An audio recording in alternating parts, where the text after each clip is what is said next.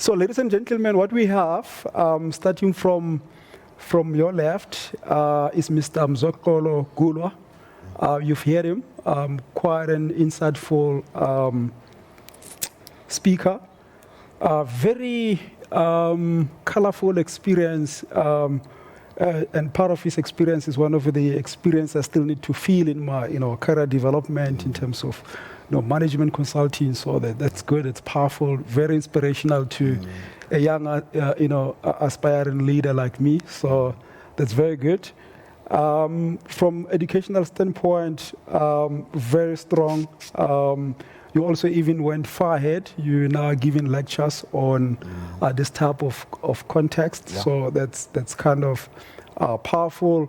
Just from going around the African continent and doing business and learning different contexts in this continent. I think Mr. Gulwa has led programs in Nigeria, Ghana, Ivory Coast, Angola, Tanzania. Where have you not been? It's like you've been everywhere. That's good. And then we also joined on stage by Phumzile. Very, very, very colorful CVs. I feel really small sitting next to everyone here. A founder of Cropbox. I've actually have followed Cropbox. I'm now can put a face to this very growing business. Really, I think it's a B2B, B2C business doing really in the agri-space, first produce supply services, also a CEO of GreenNatives, and really in terms of what they do there, it's more aligned with implementing and developing strategies, especially in this context of disruptive context, digitization, technology, and now COVID-19. So it looks like we keep adding to this, complexities as they emerge. Been around a lot of, for example, experience in capability building, communication, economic development, sales and marketing, distribution. And I'm asking myself a question: what is it that she hasn't done? So, yeah, it looks like I'm going to be going home and really looking at my own career and say, what can I do to become like this esteemed guest that we have today? And then we have Kgomotso Lekola from BT Engineering, an award-winning businessman. I think you can just have a look at him. He's a winner. And manager with a career of over 20 years. He looks young, I must say. Has held, various positions, executive chair of the board, CEO, COO, general manager. Very, very, very strong. And I think he also has some history with Sasol.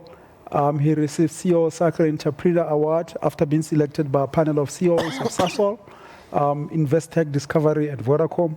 So it looks like there's been quite a lot of interaction with our senior leadership in Sasol itself. So welcome, everyone.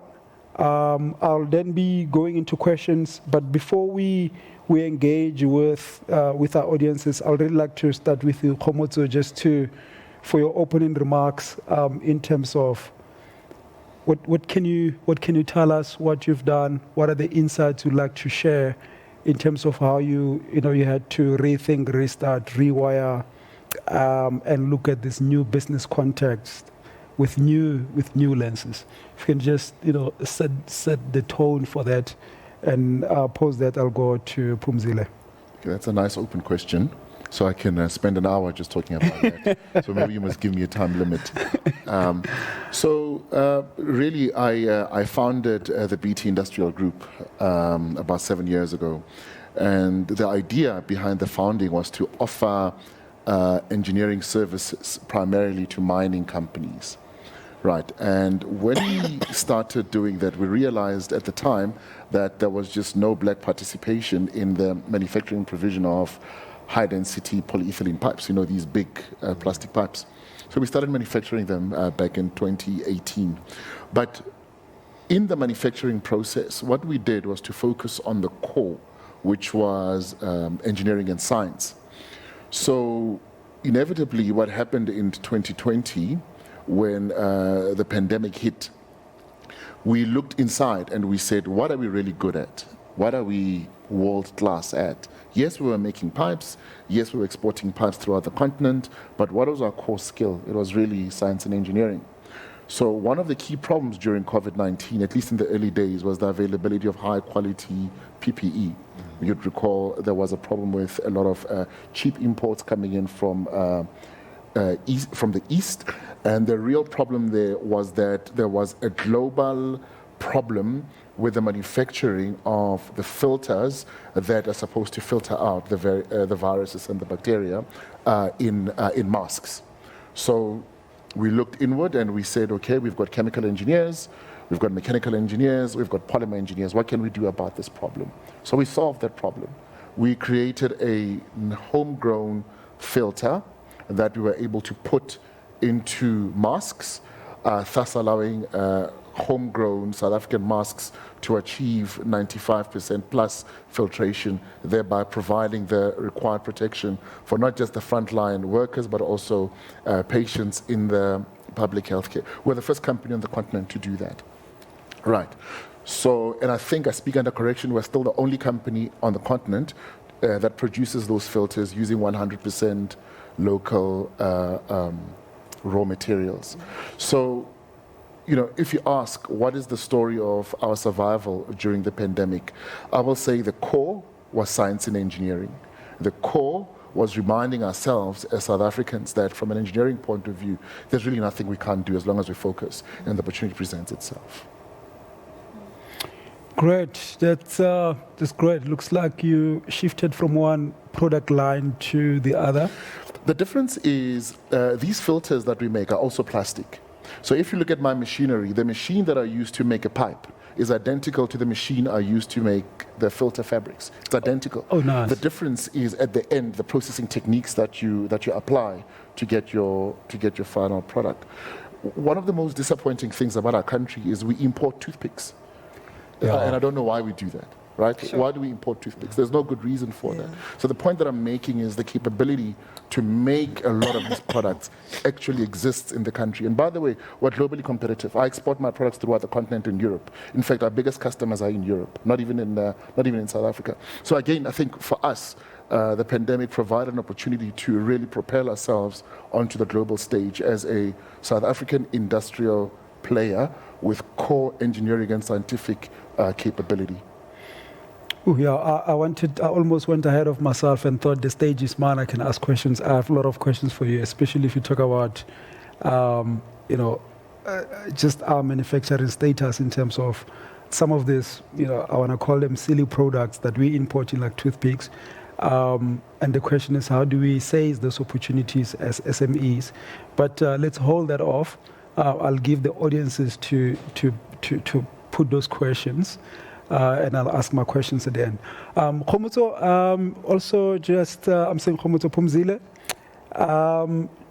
just your storyline in terms of, what changes you've experienced through this pandemic. How did you kind of respond to this, uncertainty, COVID, or, even the challenges that you guys are facing in the agri space or in any of these impressive roles that you've been occupying? Hi, everyone. I've got a background in the private sector. I've been in specifically the South African breweries for the past 10 years. Operating in various functions such as capabilities building and training, as you mentioned, and my last roles in the last couple of years in my career being in enterprise and supply development.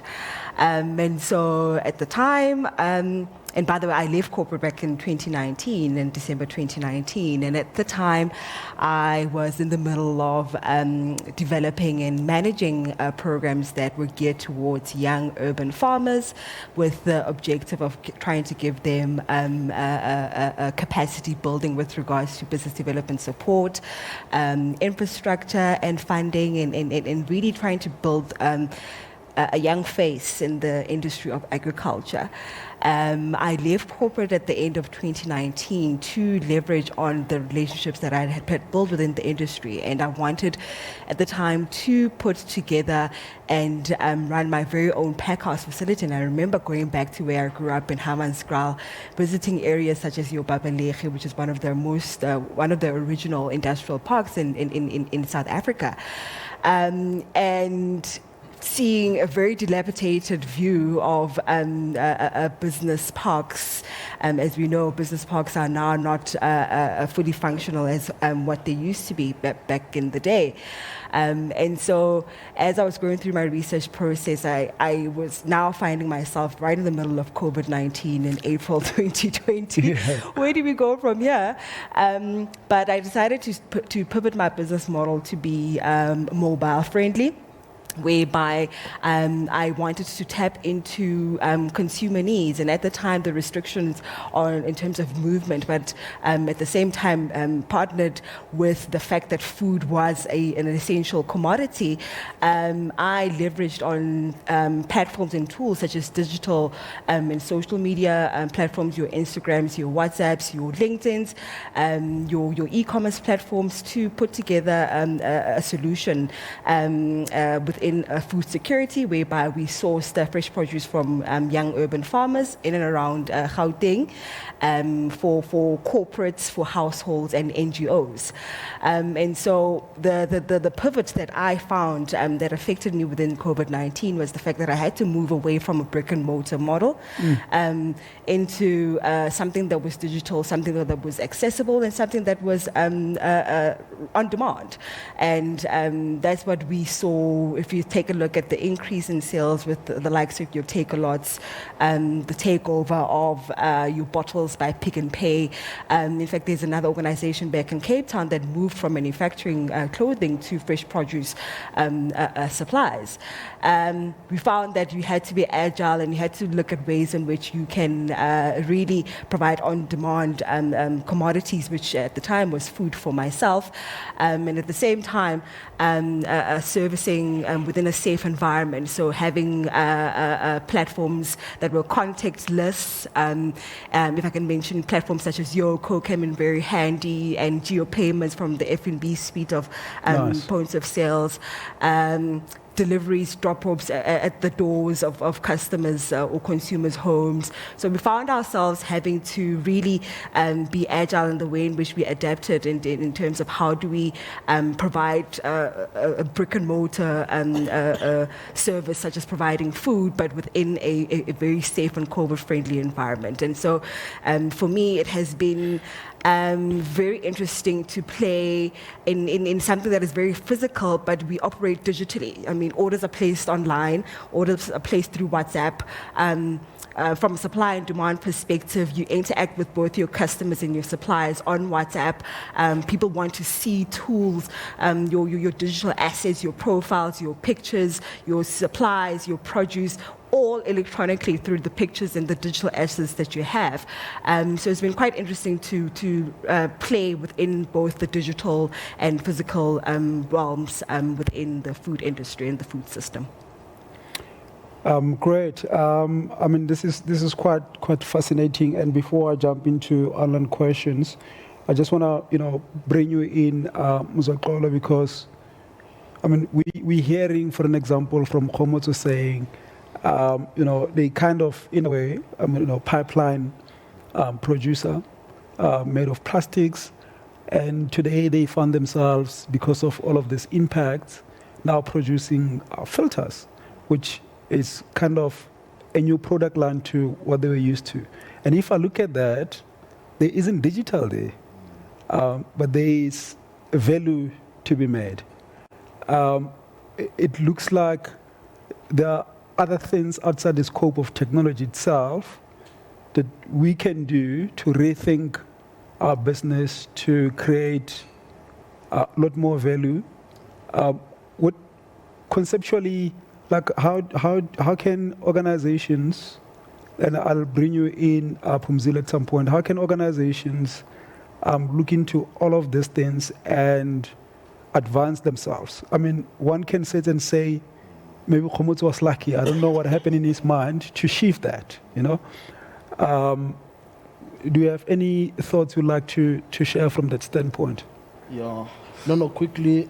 Obviously, it depends on what type of organization it is, but it's all about first, as a first step, understanding the industry in terms of where is the industry, where is it shifting to, how is it tapping into technology in terms of efficiencies in the business, but also in terms of how to service the clients.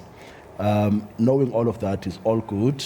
Then the question becomes, internally, are you able to bring in or partner with other organizations that can build that capability for you? And a lot of these solutions are not as expensive as we think, but again, depending on the industry and the business you're in. But through the right partnerships, whether it's local partnerships or someone else, maybe in the East. In my own business, a lot of the tech services we're building is built in India and a few other places, way more efficient and faster as well. So it's about understanding the industry, understanding where it's going, understanding the customer in terms of how they will be serviced through this capability, and then finding the right people to build the capability for you, or finding the right partners. Yeah. Great, that's awesome. And I think one of the comments we're getting from our audiences, and I think to some degree it complements what you're saying. It says it's very important to know your business strengths and using it to generate a different stream of income. I love it, and we'll make the change. So that's quite inspirational. To bring you, Phumzile, I mean, from your end, and it also relates to the question that I'm seeing here. I mean, the sentiment we're getting also online is that, digital nowadays is everything. Digital is where to go. That speaks to digitization technology.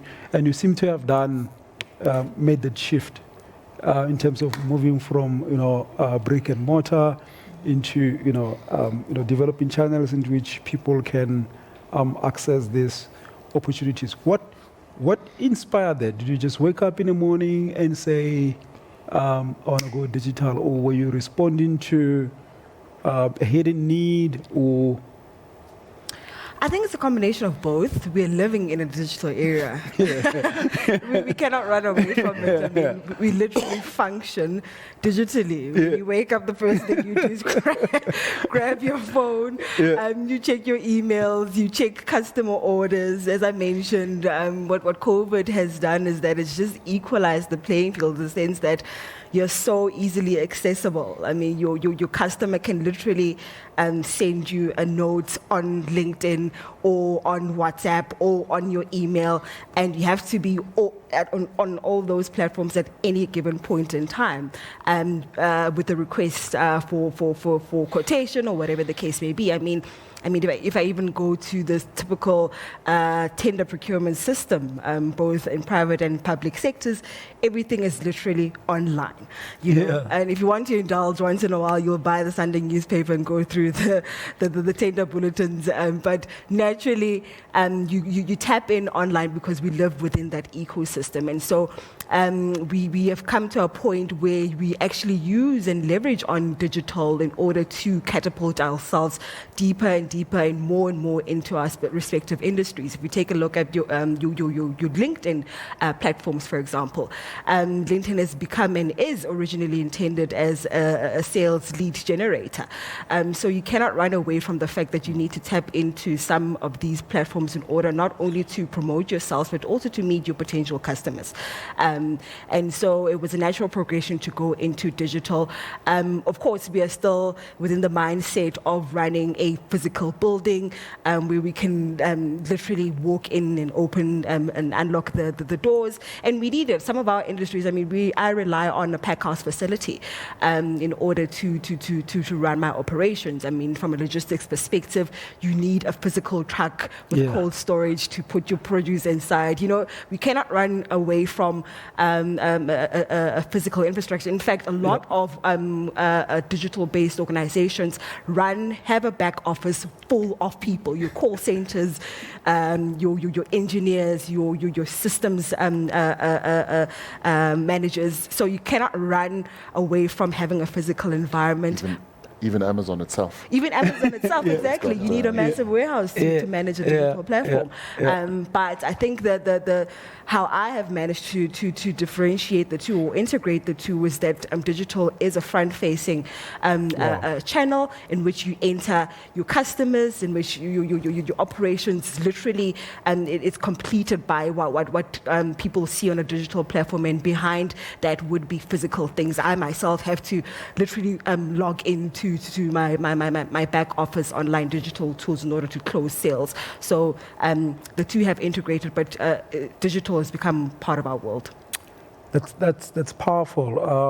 I never thought about it in that way, in terms of how do you complement the two, in terms of where we come from, where we're going, and really leveraging value from that complementary perspective. And to bring you in, Kgomotso, there is a very strong sentiment coming from our audiences as well, in terms of, hey, we are small organizations.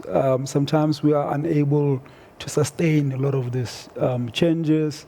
In simple words, if I have to use South African language, it's rough out there. Mm-hmm. How do small businesses, how can they become more resilient, given all of this? How do you make sure you don't go under the water? Yeah. Any thoughts? I think I still want to come back to the whole digital story, if I may, and then I'll come back to what you're saying. I think I own an IT business, a relatively big IT business. You know the SMS you get from an insurance company that tells you when there's a hailstorm? Yeah. I own that company, so I created that. It's your fault. I do play. Oh, beautiful.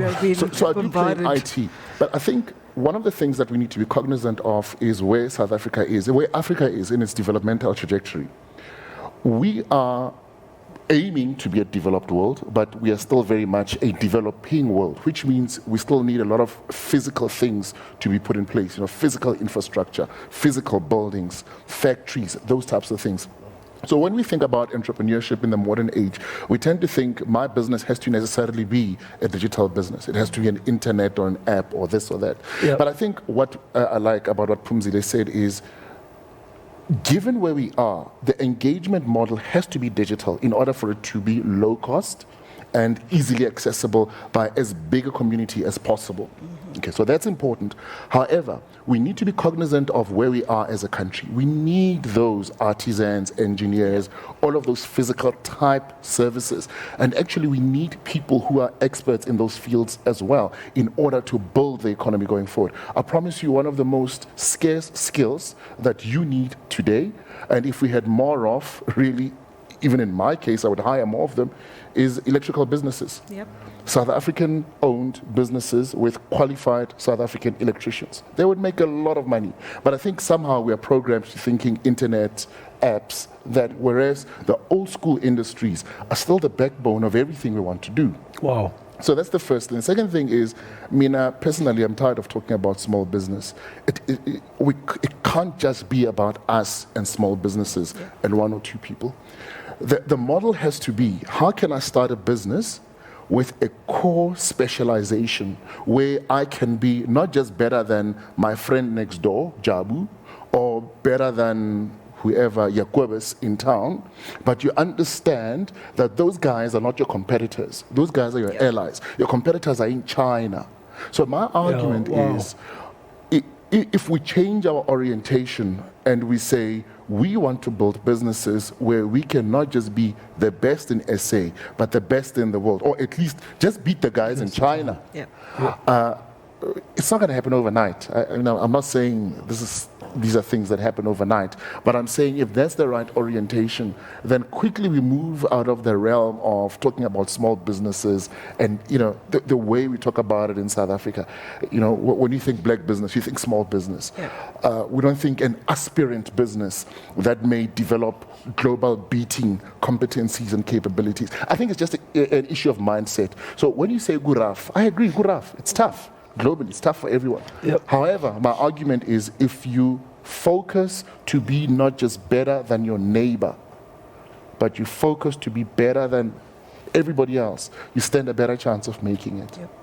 It's probably how we can stop imports, right? Because Yes. imports Absolutely. Yes. imported because we probably maybe a lot more expensive, we're inefficient, or we cannot sell at a lower price because we have e-commerce systems connecting everyone to everyone. People buy wherever they like.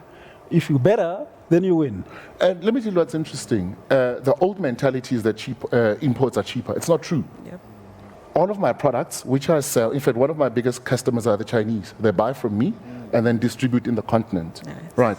So imports are not necessarily cheaper. For whatever reason, we just don't do it. Yep. And my argument Yeah. is if more South African companies focused on replacing imports, but more importantly, the likes of a Sasol, they need to start thinking about their engagement model with black business as well. It can't be about procuring toilet paper. It can't be. It has to be really about meaningfully bringing in top quality, globally competitive companies or companies that can be globally competitive if given a chance. Yep. It must be about that. Yeah. And that's why I'm saying the conversation has to shift, just generally speaking. I don't want to talk about toilet paper. I'm not interested. I'm not interested about, basic procurement of basic commodities. I think the change of that engagement model, the change of the conversation in the long run will be significantly beneficial. Wow, I'm getting heated. Nko, closing remarks. I only have 2 minutes. Do you want to wrap it up for us before I go into flames, man? I'm struggling here. Yeah, no, maybe Powerful concept. Yeah, no, just a quick word to wish everyone well, and to say, in my view, patience is a currency. Yep. So gone are the days where we think we're going to put in money in the business and we make millions the next day. So you might want to play a long-term game. It's tough out there, and I think those who are going to win are those who are patient. Because if you are to deal with uncertainty, you are going to deal with the risk. Those are long-term issues. You also need to have a long-term view into your business. So maybe just to emphasize the game around patience. Yeah. Thanks a lot. I think to wrap up the episode 1 and what went before that, I think we've been through a lot of lessons, and I think some of the insights will also emerge as the day unfolds. But I think, having to sit here, I'm inspired by this conception that we still need to rely on our backbone type of infrastructures. And I think maybe to put it in a different context, we're talking Industry 4.0, we're talking technology, we're talking how things change. And I think sometimes we tend to forget that 11 million people in South Africa are still in Industry 2.0. And large percentage of that might actually leave this world before they even experience Industry 4.0, which is the tech itself. So I like this conception that when we think about these things, we should not necessarily forget the context that we find ourselves in. How do we look at our socio-economic lives? How do we look at technology? How do we make sure all of these things work together in a harmonious way to really uplift everyone and set us forward as a nation? So with that, thanks a lot. We're going to be going on the break. We're coming back at 12:30, and we're going to be talking about how to access opportunities in the digital era. And I think with that, we'll also even touch more on how do we access opportunities in companies like Sasol in today's world, because we live in a different era now. So, gentlemen and lady, thanks a lot. I'm hoping to get your contacts and from the organizers if you allow me the opportunity, and I'll be in touch. I'm really inspired. Thank you. Thank you.